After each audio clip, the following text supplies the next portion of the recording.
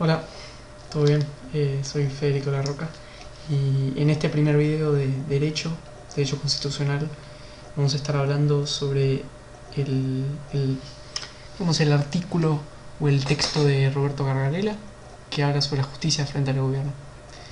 Bueno, en primer lugar, quería mencionar que Gargarella, en una primera base, plantea un conflicto que existe en las sociedades, más que nada en la sociedad argentina, pero también en varias sociedades, que el conflicto básicamente dice que hay como una tensión que hay entre la organización democrática de la sociedad y la función judicial para controlar qué es constitucional y qué no lo es. O sea, tenemos dos personas o dos agentes que se enfrentan y que están tensionados. Entre el poder judicial, que serían los jueces, que después vamos a ver qué hacen los jueces según Gargarella y diversas corrientes, y en sí la sociedad, la organización democrática. Entonces hay una tensión entre la gente y los jueces en sí. Y dicen por qué los jueces tienen o no que controlar si algo es constitucional o no. Para eso Gargarella se va a hacer de distintos argumentos, entre otros la tradición radical, que dice que es una tradición que entiende que todos los posibles afectados por una determinada decisión deben tomar parte del proceso de toma de decisiones, pero que a la vez esta tradición reconoce la falibilidad que es propia de los procesos de toma de decisiones mayoritarios, o sea que se menciona que la toma de decisiones con mucha gente o decisiones mayoritarias tiene un cierto... es un poco falible en sí. Para eso Gargarella va a hacer toda una retrospectiva y unas referencias al periodo constituyente norteamericano, o sea, de Estados Unidos. Y vamos a estar viendo con distintos casos, así que bueno, a empezar.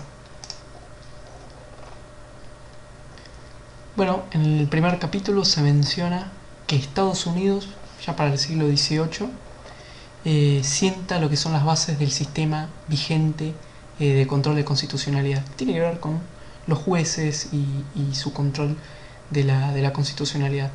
Para eso hay que hacer un poquito de memoria histórica. Estados Unidos, en palabras muy simples, de manera muy simple, se independiza en el año 1776 y eso genera unos ciertos conflictos dentro de la sociedad norteamericana. Por ejemplo, que crece el poder de la justicia a su vez o a la vez que crece el poder e influencia de la justicia o de la ciudadanía sobre las legislaturas locales. Las famosas town meetings que menciona el texto. Bueno, empieza hablando sobre que a partir del fin del siglo XVIII, las legislaturas estas locales, los que forman parte de los town meetings, aparecen como poleas de transmisión de las demandas que son muy exigentes de la ciudadanía en sí. En muchos casos pasa que estas legislaturas se ven forzadas a tomar medidas que perjudican a los sectores más acomodados de la sociedad. Es decir, que en ese caso están perjudicando a las minorías de la sociedad, que justamente pasa que a partir de la Revolución Norteamericana de 1776, las asambleas legislativas aparecen estrechamente vinculadas a la voluntad de la ciudadanía. La ciudadanía, dicho sea de paso, que una gran cantidad de los miembros de la comunidad estaban totalmente excluidos de esta ciudadanía o esta participación política. Si mencionamos a las personas, a las mujeres, bueno, acá dice los negros, los esclavos, todas esas personas no forman parte de la ciudadanía. Entonces las personas que forman parte de la ciudadanía serían hombres y blancos, y de cierto poder o de cierta representación sociopolítica.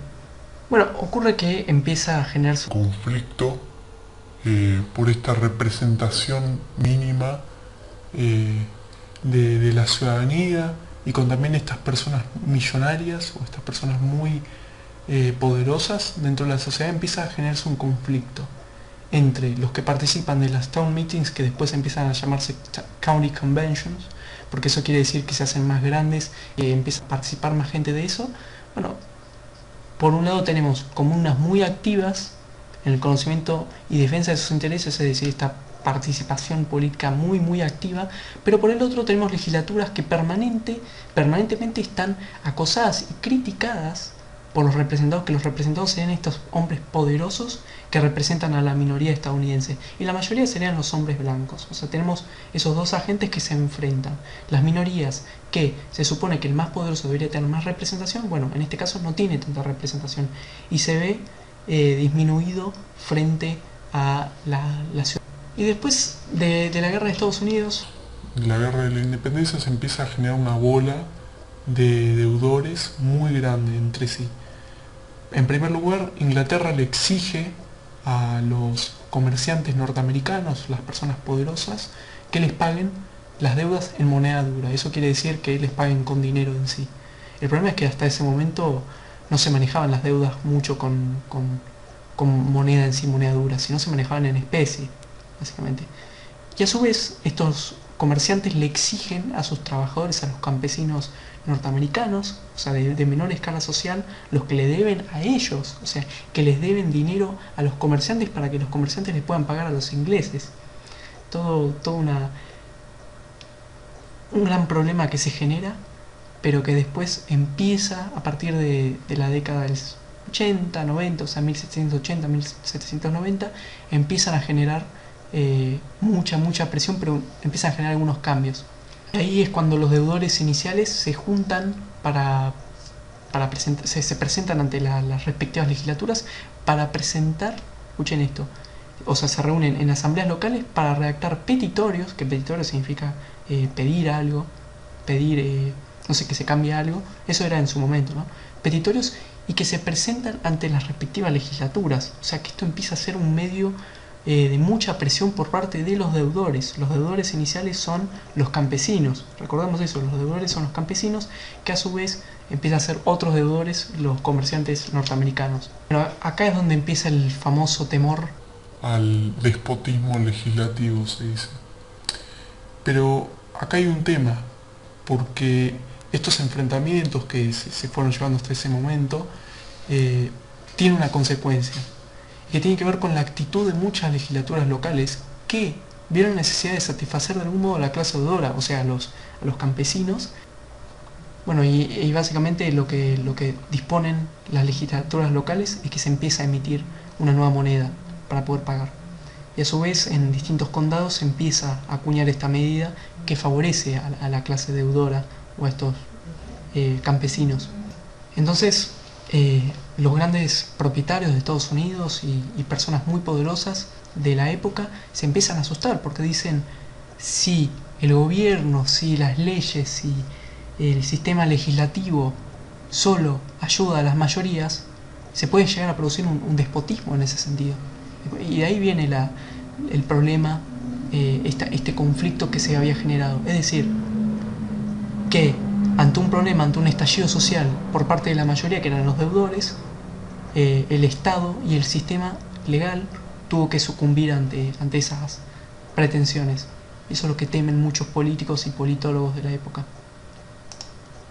Bueno, y en esta segunda parte empieza una nueva idea de por qué no podían dominar una población común, o una persona común no podía formar parte del sistema judicial, es decir, lo que son los jueces, los que dictaminan si algo es o no es constitucional.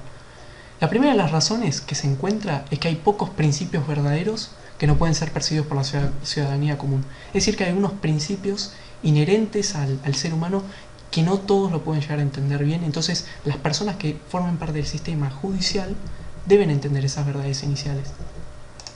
En segunda razón está la convicción de que cuando se actúa en mayoría, o de que las mayorías tienden a actuar irracionalmente. Eso quiere decir que cuando hay un grupo de muchas personas, la pasión supera a la razón. En un momento Madison dice, cuanto mayor es el número de los integrantes de una asamblea, cualquiera sea el carácter de las mismas o de los mismos, mayor es el predominio de la pasión sobre la razón, justamente lo que decía. Justamente Madison estaba muy, pero muy en contra de lo que sería el estándar político basado en la mayoría. Él decía que había una tendencia de la mayoría de cada comunidad a despojar y esclavizar a la minoría de los individuos.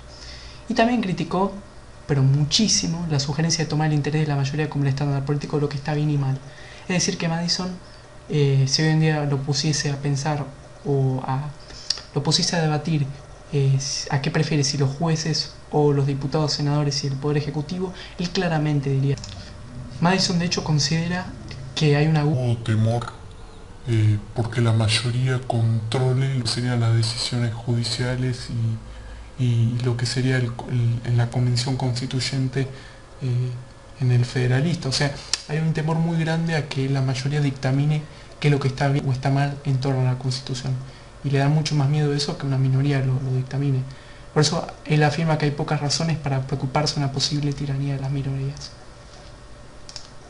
Por eso se propone, Madison propone, entre tantos otros, que el control constitucional sea controlado en sí por muy pocas personas, de las cuales deben estar alejadas de la política, no deben tener pasión, no deben tener muchas ideas, sino que se remitan únicamente a controlar qué es constitucional y qué no lo es, dejando de lado lo que es el pueblo, las mayorías en sí y todo. Por eso dice que se aparece esta idea de the few, o los pocos. Pocos deben estar dentro de ese núcleo, no deben ser conocidas las personas que lo hagan y deben estar muy alejadas del pueblo y sin presiones. Por eso podemos concluir que la Constitución Nacional norteamericana o la Constitución norteamericana tiene un sesgo bastante grande en contra de las mayorías solo para proteger a las minorías, justamente por este conflicto. Por eso, básicamente,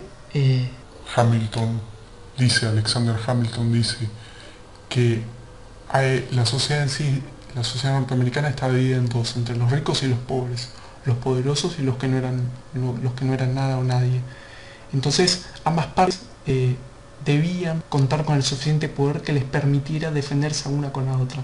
Por un lado, las personas con muchísimo, pero muchísimo poder tendrían una protección por parte de la Constitución Nacional, y por el otro, los políticos, lo que sea el Poder Ejecutivo, los legisladores, es decir, diputados, senadores, protegerían más que nada a las mayorías, los que eran elegidos por la gente en sí. Entonces a todo esto aparece lo que se llama el sistema de frenos y contrapesos, que básicamente son las medidas que pueden tomar las distintas facciones dentro del ámbito constitucional y legal en sí de un gobierno. Son las distintas facciones. Sabemos que el gobierno está dividido en tres poderes, ¿no? El ejecutivo, el legislativo y el judicial. Entonces, el ejecutivo, como una medida de sistema de frenos y contrapesos, que es para limitar las acciones de las otras dos facciones, lo que puede hacer es el veto presidencial, que a su vez ese veto debe estar controlado con el tiempo, ¿no? O sea, ese veto no es que el presidente puede vetar constantemente todo, pero sí que cuando el presidente considera que una ley que se está tratando no debería llegar, o una ley antepasada, bueno, en ese sentido él puede usar lo que es el veto presidencial, que básicamente es rechazarla.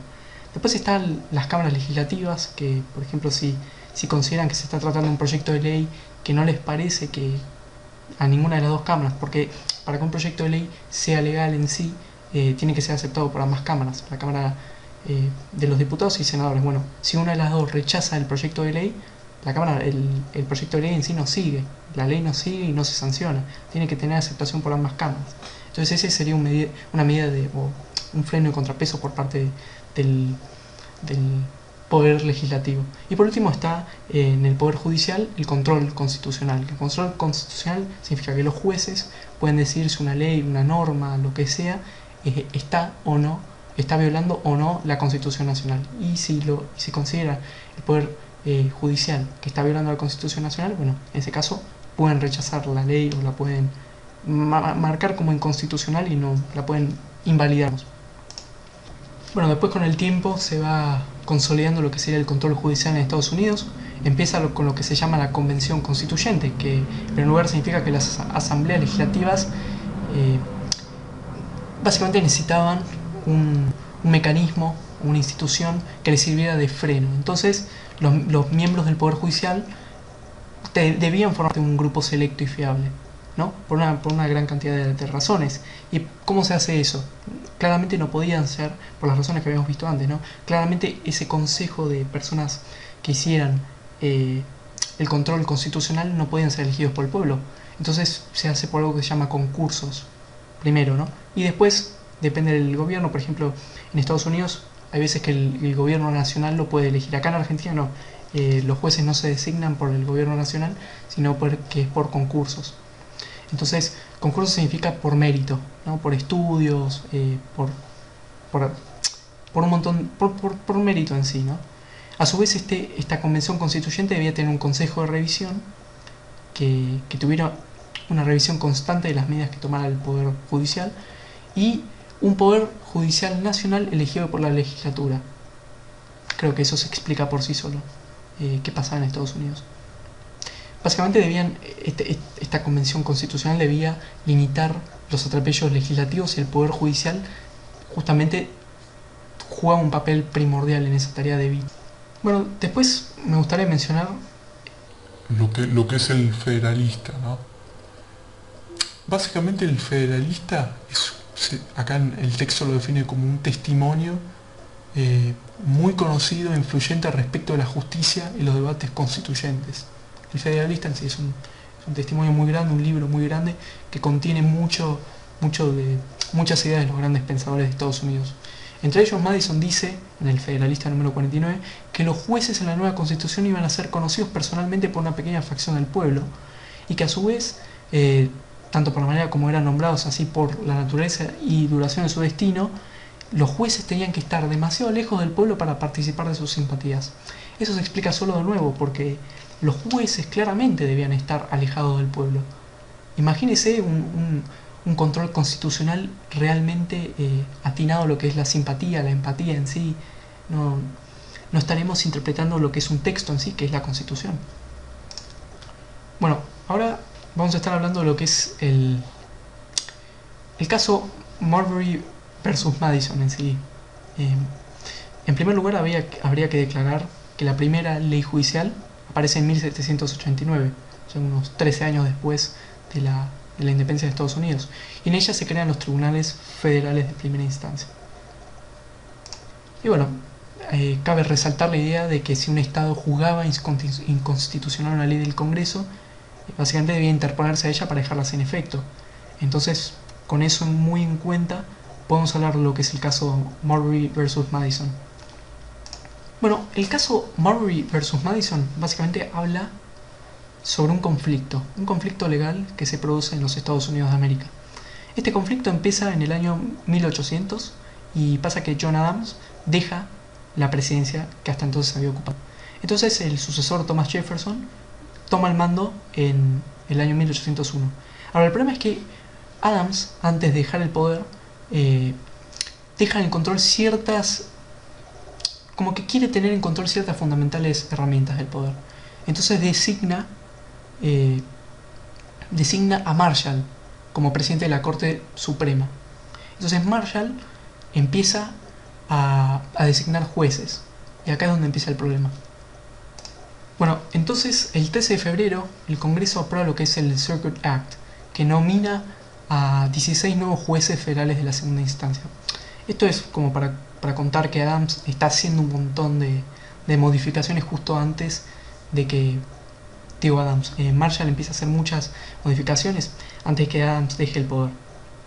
El problema es que Adams dedica una parte muy grande de los últimos tiempos de su gobierno, porque piensen que hay un mes de diferencia antes de que deje el poder, a firmar designaciones judiciales, es decir, a poner jueces. Fue tal el apresuramiento que se produce lo que se llama Midnight Judges, que es básicamente una traducción literal del inglés al español, son jueces de medianoche o jueces de último momento. Y uno de los jueces esos que son designados a último momento, creando un montón de cargos, un montón de designaciones, es Marbury. Ahora el problema es que hay algunas designaciones que la administración anterior no termina de enviar y tiene unos problemas con el sellado, pero más que nada que no hay unos problemas legales mínimos. Y entre esos, bueno, aparece la designación de Marbury. Entonces Marbury definitivamente alega la Judiciary Act, que es la que había sido aceptada un tiempo antes, alega eso y le hace un juicio a lo que sería Madison en sí. Cabe recalcar que Madison es el nuevo secretario de Estado. Entonces ahí tiene sentido por qué se llama Marbury versus Madison. Entonces Marbury dice que por estos problemas tiene que ir a la Corte Suprema de la Nación y pedir por favor que lo designen a él como juez. El problema es que la Corte Suprema rechaza y hace un fallo que lo consideran importante y consideran que este problema de Marbury en sí en realidad es anticonstitucional que se ocupe la Corte Suprema. Pasa lo siguiente.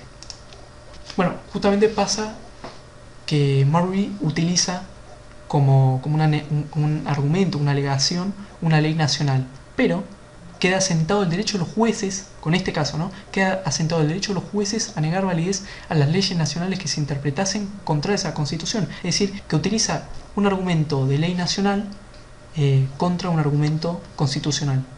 Y sabemos por la jerarquía de las leyes que la Constitución está en la cúspide, en la parte.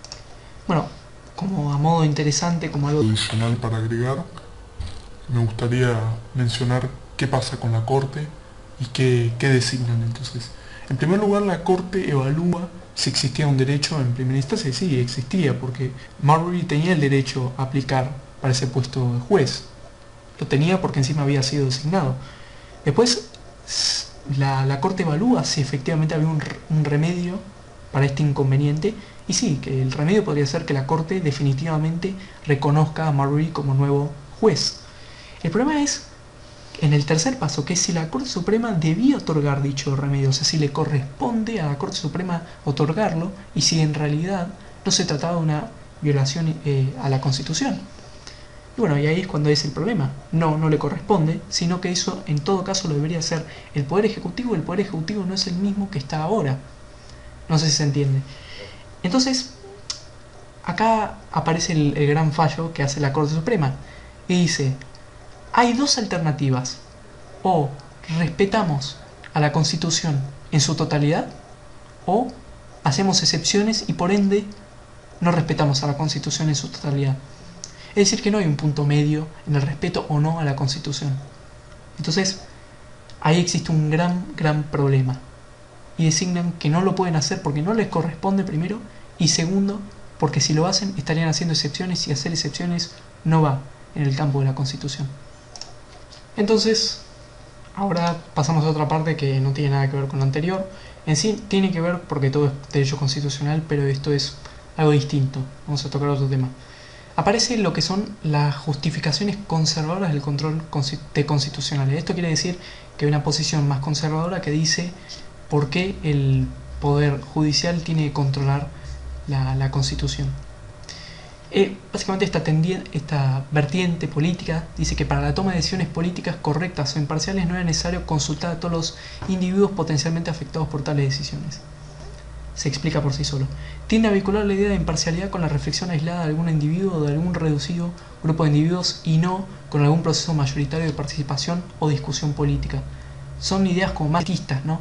Que dicen que este control de constitucionalidad no tiene que ser masivo, no tiene que ser discutido por mucha gente, sino con que un grupo minoritario, muy elitista, bien seleccionado, pueda discutir la constitucionalidad o no de las leyes y de todo.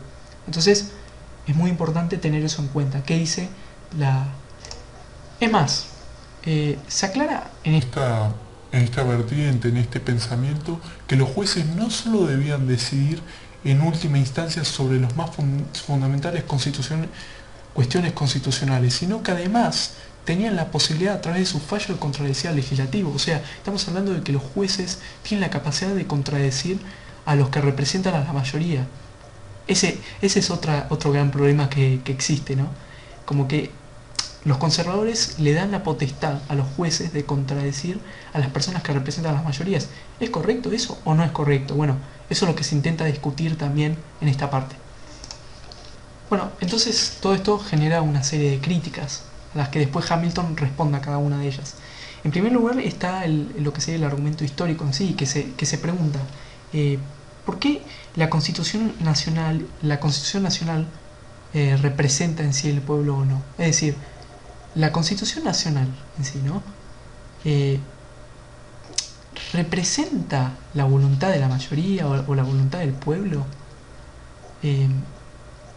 Entonces Hamilton lo que responde dice que el Poder Judicial ratifica la supremacía de la Constitución, que es el documento que más fielmente refleja la voluntad soberana del pueblo.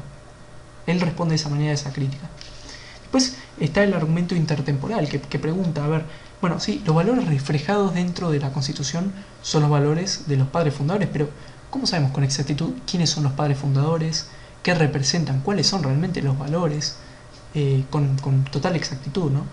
Porque no podemos definir con toda certeza y con un alto grado de certidumbre quiénes son los fundadores, los padres fundadores, ¿no? Por eso está ese argumento histórico que yo decía, que realmente la Constitución representa ese argumento histórico, ¿no? Representa realmente la voluntad del pueblo, porque esa voluntad entonces sería de la tiranía, la esclavitud. Si nos remontamos a los principios, como dicen los padres fundadores, ¿qué pueblo está representando, no? Eso es el argumento histórico. Después, como dije, el segundo es el argumento intertemporal, que es si los valores de los padres fundadores, ¿esos valores son los mismos que los valores de hoy en día? ¿Quiénes son los padres fundadores? ¿Cómo podemos saber con exactitud quiénes fueron? Por otro lado, Gargarella agrega un argumento más, que es el argumento interpretativo, que él entiende el rol que tienen los jueces en sí. Los jueces en sí no son máquinas, son seres humanos, son personas, las cuales interpretan la Constitución Nacional y a veces que le agregan partes que no están dentro de la Constitución, sino que son interpretaciones de los jueces en sí. Entonces, si el juez es una persona, está cargada de emociones, interpreta la Constitución y le agrega párrafos o partes que no están dentro de la Constitución, entonces no se estaría en sí representando el 100% de la Constitución, justamente por este argumento interpretativo. Bueno, y después justamente aparece Alexander Bickel, que va totalmente en contra a las ideas de Hamilton y Marshall, que son los que sí defienden el poder judicial en la constitucionalidad, los que defienden ese control constitucional, pero Bickel dice que justamente este control invoca al pueblo para justificar la revisión, cuando en realidad lo que hace en realidad es justificar una frustración de la voluntad de aquellos que efectivamente representaban al pueblo. Es un argumento medio complejo, pero lo que hay que tener en cuenta es que Bickel estaba totalmente en contra de Marshall y de Hamilton. Además dicen que Bickel dice que ejercen un control que no favorece a la mayoría prevaleciente, sino que va en contra de ella. Eso tiene razón, porque se supone que este control constitucional está hecho para ayudar más que nada a las minorías, lo que hemos visto hace un rato. Entonces se puede llegar a considerar antidemocrático. Bueno, puede ser el poder de aplicar y dar forma a la Constitución en cuestiones de la mayor importancia contra los deseos de las mayorías legislativas, que son a su vez incapaces de torcer la decisión judicial. Pasa que si nos ponemos a pensar en lo que representa la Constitución, si realmente representa a las mayorías o representa a unas minorías, esa es una buena pregunta que habría que hacerse, ¿no? Pero sí, esos son los argumentos de Bickel. Bueno, entonces se da este problema que se llama brecha interpretativa, que es si realmente los jueces deberían dictaminar y controlar las cosas que conciernen a la mayoría, a las grandes mayorías, siendo los jueces una minoría total. Para eso, bueno, se ofrecen argumentos adicionales para terminar con esta brecha interpretativa. Entre ellos están, bueno, 4 argumentos que voy a mencionar, son más, pero voy a mencionar estos 4. El primero es el argumento originalista, que dice que habla sobre los valores de los padres fundadores, que en realidad esos valores iniciales justifican la neutralidad de los jueces. Eso, se supone que si se incurre o se recurre a las intenciones originarias de los autores de los textos legales, se puede llegar de una manera eficaz a evitar los riesgos de una tiranía de los jueces, porque no serían los jueces quienes interpretan en sí, sino ellos serían los que respetan los valores iniciales de los padres fundadores. Ahora, nuevamente, habría que evaluar si los valores de los padres fundadores representan hoy en día a la sociedad. Después están los argumentos no originalistas, como segundo argumento, como segundo punto.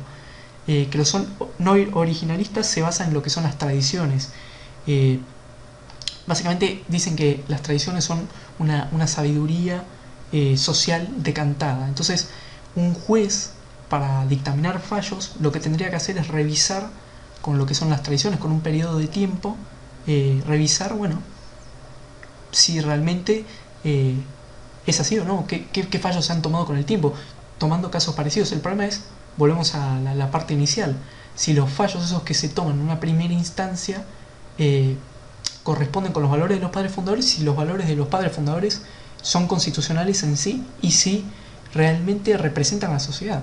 Entonces no sabemos si desde el principio no está todo mal y los fallos que nosotros tomamos como referencia son incorrectos. Lo mismo cómo hacemos para tomar fallos si no tenemos en cuenta que hay veces que no hay fallos nuevos, hay temas nuevos que no han sido legislados hasta ahora. ¿Cómo haría el primero de todos? Es una buena pregunta para hacerse. Después están los que son, dentro de estos argumentos no originalistas, el derecho natural, que este me parece bastante bueno, que lo remarca Carlos Nino, ¿no? Un autor que ya más adelante veremos.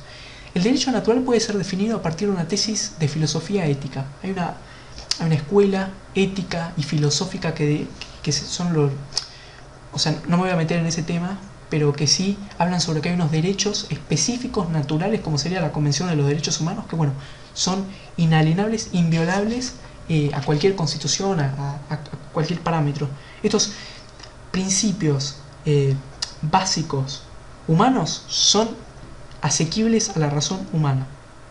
Esto lo leo porque es muy importante. Son esos derechos naturales que hagas el fallo que hagas, no puedes violar. Entonces, para asegurar romper esa brecha interpretativa, tenemos que respetar sí o sí esos derechos naturales. Por otro lado, bueno, están los que son los principios neutrales, como otro argumento, ¿no?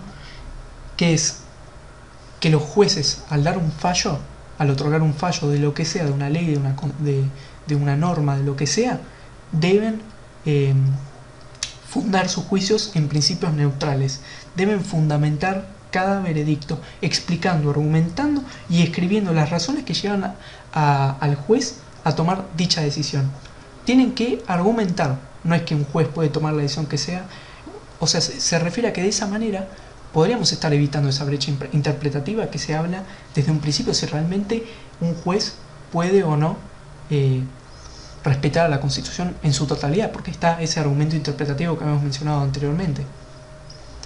Bueno, por otro lado hay otro argumento más para digamos, contrarrestar esta brecha interpretativa, que se llama recurso al consenso. Lo voy a hacer lo más simple y lo más rápido posible eso. Se dice, la idea sería que si queremos dar relevancia a la expresión democrática de la ciudadanía, debemos primero consultar expresamente a dicho grupo o, en todo caso, a sus representantes en el Parlamento, lo cual lo haría muy, pero muy complicado tomar cada decisión por parte de los jueces, porque habría que consultar constantemente a la ciudadanía. Pero por eso me parece más relevante quedarnos con esos fallos anteriores y con esas partes, ¿no?, que mencioné anteriormente. Por otro lado también están los principios filosóficos que dicen Bickel y Dworkin, que hablan, según ciertos autores, ¿no?, que las cuestiones constitucionales encierran problemas morales para cuya resolución los jueces se encuentran particularmente bien situados. O sea, básicamente hay unos procesos, hay unos... ¿cómo sería?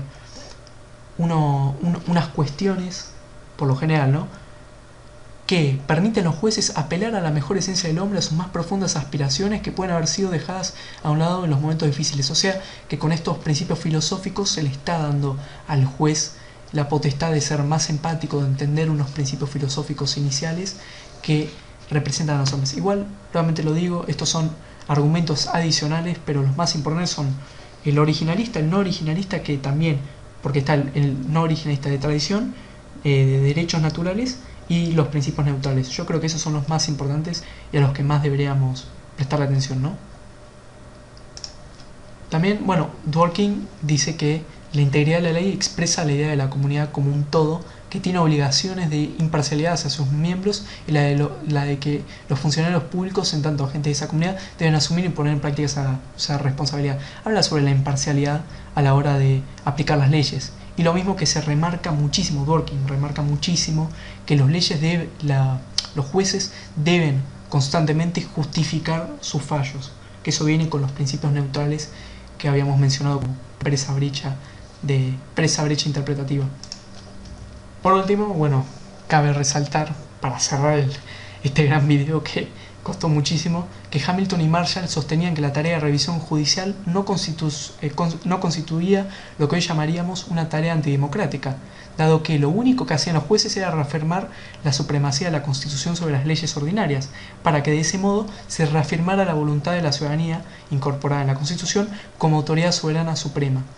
Es decir, que Marshall y Hamilton, en definitiva, se basan en un argumento que dice que si el control judicial, el control constitucional, lo hace ese poder minoritario, ya lo describimos, de pocas personas, que no sean conocidas por las personas, alejadas del pueblo, totalmente imparciales, que sea por concurso y por mérito, si esas personas lograban realizar un buen control constitucional en sí, en realidad no era una práctica antidemocrática que sean pocas personas y alejadas del pueblo y que no sean elegidas por el pueblo, sino que en realidad era lo más democrático, porque esa supremacía de la Constitución sobre las leyes ordinarias haría que se reafirmara la voluntad de la ciudadanía como autoridad soberana.